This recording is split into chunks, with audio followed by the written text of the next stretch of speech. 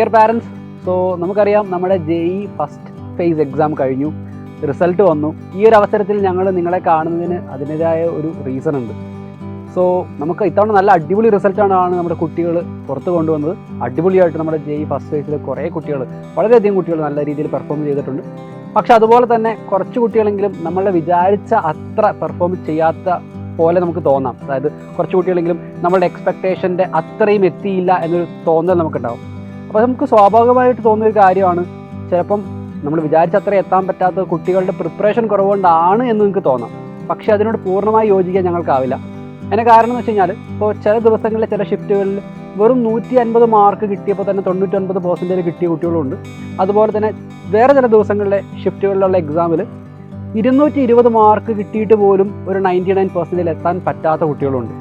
So ഒരു percentage distribution നമ്മൾ check ചെയ്യുമ്പോഴത്തേക്കും ഭയങ്കര അൺഈവൻ ആയിട്ടുള്ള ഒരു ഡിസ്ട്രിബ്യൂഷൻ, നമ്മൾ വിചാരിക്കാത്ത രീതിയിലുള്ള അൺഎക്സ്പെക്റ്റഡ് ആയിട്ടുള്ള ഒരു ഡിസ്ട്രിബ്യൂഷനാണ് പേഴ്സൻറ്റേജിൻ്റെ കാര്യത്തിൽ സംഭവിച്ചിട്ടുള്ളത്, അല്ലേ സാറേ? കറക്റ്റ്.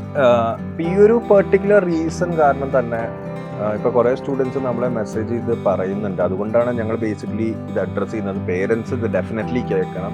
കുറേ സ്റ്റുഡൻസും പറയുന്നുണ്ട്, സാർ പേരൻറ്റൽ പ്രഷർ ഉണ്ട്, അവർക്ക് തോന്നുന്നത് ഞങ്ങളധികം പ്രിപ്പയർ ചെയ്തിരുന്നില്ല, പെർസെൻറ്റേജ് നോക്കുമ്പോൾ കമ്മിയായിരുന്നു.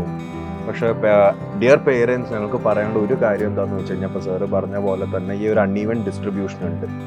അപ്പോൾ പല സ്റ്റുഡൻസും പറയുന്നത് എന്താണെന്ന് വെച്ച് കഴിഞ്ഞാൽ, ഇത് കാരണം അവർ ഭയങ്കര ഡീമോട്ടിവേറ്റഡ് ആയി. പേരൻസ് പറയുന്നു അവരോട് JEE ഫോക്കസ് ചെയ്യണ്ട, ഇപ്പോൾ കേരള കീം എക്സാമിനേഷൻ അല്ലെങ്കിൽ അതേപോലെ വേറെ ഏതെങ്കിലും കോളേജിൻ്റെ എൻട്രൻസ് എക്സാമിനേഷനിലേക്ക് ഫോക്കസ് JEE നിങ്ങൾക്ക് കിട്ടാൻ പറ്റില്ല.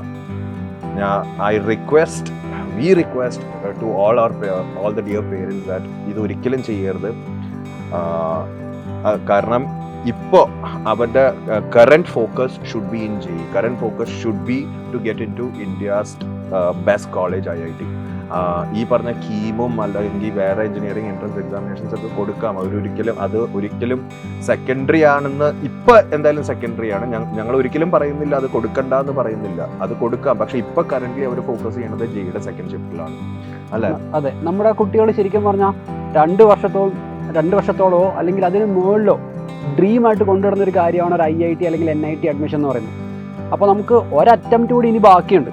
ആദ്യത്തെ അറ്റംപ്റ്റിൽ നമ്മൾ വിചാരിച്ച രീതിയിലുള്ള ഒരു പെർഫോമൻസ് ചിലപ്പോൾ നമുക്ക് കിട്ടിയിട്ടുണ്ടാവില്ല. പെർഫോമൻസ് നമ്മൾ നല്ല രീതിയിൽ ചെയ്തിട്ടുണ്ടാവും, പക്ഷേ പേഴ്സൻറ്റേജ് വന്നപ്പോൾ നമുക്ക് വിചാരിച്ച ഒരു പേഴ്സൻറ്റേജ് കിട്ടിയിട്ടുണ്ടാവില്ല. പക്ഷേ ഇതുവരെ നമ്മൾ ചെയ്ത പ്രിപ്പറേഷൻ അതുപോലെ തന്നെ നമ്മൾ മുമ്പോട്ട് കൊണ്ടുപോവുകയാണെങ്കിൽ, അതായത് നമ്മുടെ JEE ഫസ്റ്റ് ഫേസിന് മുന്നേ ഉള്ള ഒരു മാസത്തെ പ്രിപ്പറേഷൻ അതുപോലെ ഇനി അങ്ങോട്ടുള്ള ഒരു 50-60 ദിവസം കൂടെ നമ്മൾ കൊടുക്കുകയാണ് എങ്കിൽ, സോ രണ്ടാമത്തെ ഷിഫ്റ്റ് എക്സാമിൽ ഒരു അടിപൊളി പേഴ്സൻറ്റേജ്, ഒരു 98. ഇഷ്ടംപോലെ പേർക്ക് അങ്ങനെ ചേഞ്ചസ് വന്നിട്ടുണ്ട്. എത്രയോ എക്സാമ്പിൾസ് ഉണ്ട്. ഫസ്റ്റ് ഫേസിൽ ഈ പറഞ്ഞ പോലെ 91-92 കിട്ടി.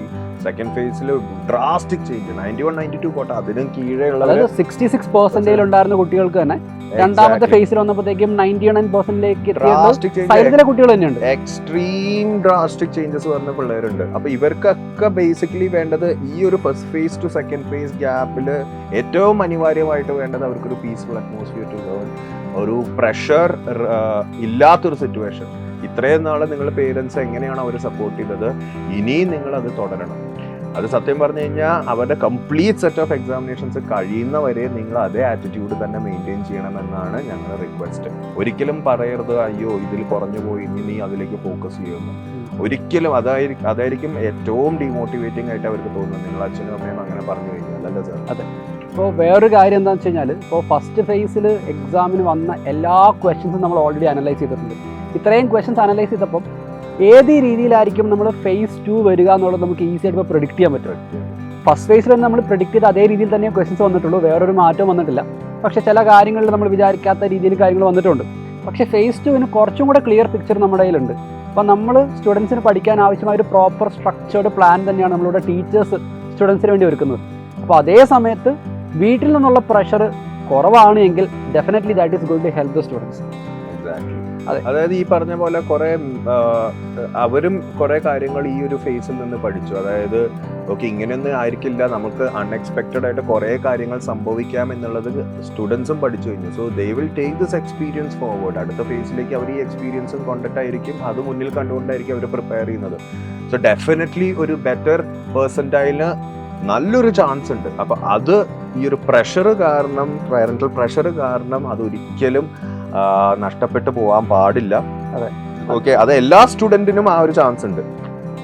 ഇപ്രാവശ്യം 99 കിട്ടി, ഇപ്രാവശ്യം 90 എന്താ പറയുക, ഒരു 95 ആ റേഞ്ചിൽ കിട്ടിയവർക്കും ഉണ്ട്. ഇപ്രാവശ്യം 20% കിട്ടിയവർക്ക് എല്ലാവർക്കും they have equal chances of getting A very high score in the second phase. അത് വളരെ വളരെ ഇമ്പോർട്ടൻ്റ് ആണ്. നിങ്ങൾ പേരൻസ് അത് മനസ്സിലാക്കണം. അതിനകത്തൊരു ക്രൂഷ്യൽ പാർട്ട് എന്ന് പറയുന്നത് നമ്മൾ എത്ര പെട്ടെന്ന് നമ്മുടെ ട്രാക്കിലേക്ക് നമ്മൾ തിരിച്ചു വരുന്നു എന്നുള്ളതാണ്. ഇപ്പോൾ ഫസ്റ്റ് ഫേസ് എക്സാം കഴിഞ്ഞൊരു 2-3 ദിവസം ബ്രേക്ക് എടുത്ത് പഠിക്കാൻ തുടങ്ങിയ കുട്ടികളാണ് പലരും. അതിനുശേഷം റിസൾട്ട് വന്നു കഴിഞ്ഞപ്പോഴത്തേക്കും കുറേ ഡൗൺ ആയി, വീട്ടിൽ നിന്നുള്ള പ്രഷർ ഉണ്ട് എന്ന് പറയുന്ന കുറേ കുട്ടികളെ നമ്മൾ കണ്ടിട്ടുണ്ട്.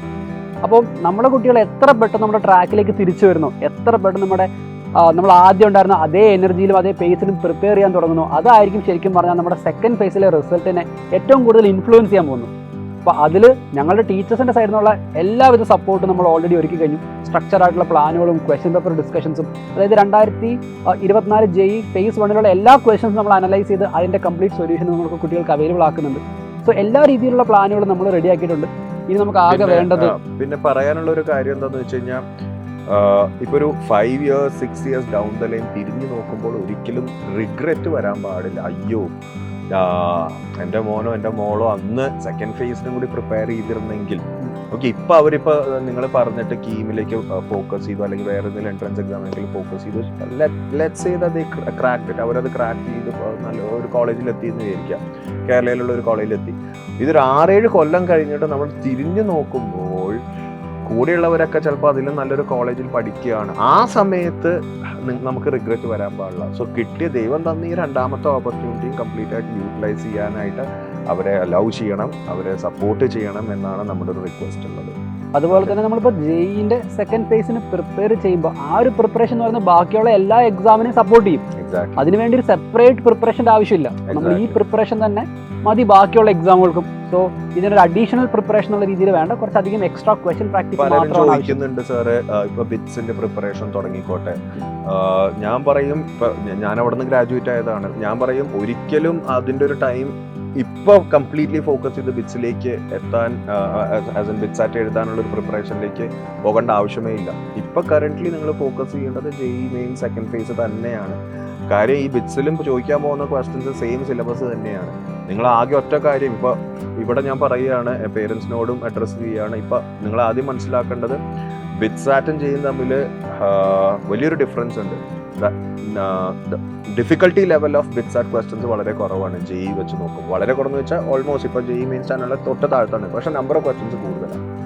അല്ലാണ്ട് ഇപ്പൊ JEEലും ഡിഫിക്കൽട്ട് എക്സാം ആയിരുന്നെങ്കിൽ ഈ പറഞ്ഞ പോലെ പ്രിപ്പറേഷൻ മാറ്റി ബിറ്റ്സാറ്റിലേക്ക് കിടക്കാറുണ്ട്. പക്ഷെ JEEനെ വെച്ച് നോക്കുമ്പോൾ ഡിഫിക്കൽട്ടി ലെവൽ ഓഫ് ക്വസ്റ്റ്യൻ ഒരു തട്ട് താഴ്ത്താണ് നിൽക്കുന്നത്, പക്ഷെ നമ്പർ ഓഫ് ക്വസ്റ്റ്യൻസ് കൂടുതൽ. അപ്പൊ മോക്ക് ടെസ്റ്റ് മാത്രം മതി ബിറ്റ്സാറ്റിന് വേണ്ടി, ബിറ്റ്സാറ്റ് നന്നായിട്ട് സ്കോർ ചെയ്യാനായിട്ട്. അതായത് JEE കഴിഞ്ഞു കഴിഞ്ഞിട്ട് ഒരു മോക്ക് ടെസ്റ്റ് സീരീസ് ഉണ്ടാവും ബിറ്റ്സാറ്റിന്റെ. അത് കംപ്ലീറ്റ് ആയിട്ട് ഇഷ്ടംപോലെ മോക്ക് ടെസ്റ്റ് പേപ്പേഴ്സ് അറ്റൻഡ് ചെയ്താൽ തന്നെ നമുക്ക് നല്ലൊരു മാർക്ക് ബിറ്റ്സാറ്റിൽ കിട്ടാൻ വളരെ വലിയൊരു ചാൻസ് ഉണ്ട്. അപ്പോൾ ഇപ്പോൾ ഒരിക്കലും never ever force your kid to change their attention from the phase 2. Okay, അതൊരു റിക്വസ്റ്റ് ആണ്. നല്ലത്. അതെ, അപ്പോൾ ശരിക്കും പറഞ്ഞാൽ നമുക്ക് 2ാമത്തെ ഫേസിൽ ഒരു 1% നമ്മുടെ കുട്ടികൾക്ക് കിട്ടും എന്നുള്ള കാര്യത്തിൽ നമ്മൾ എന്തായാലും 100% കോൺഫിഡൻ്റ് ആണ്.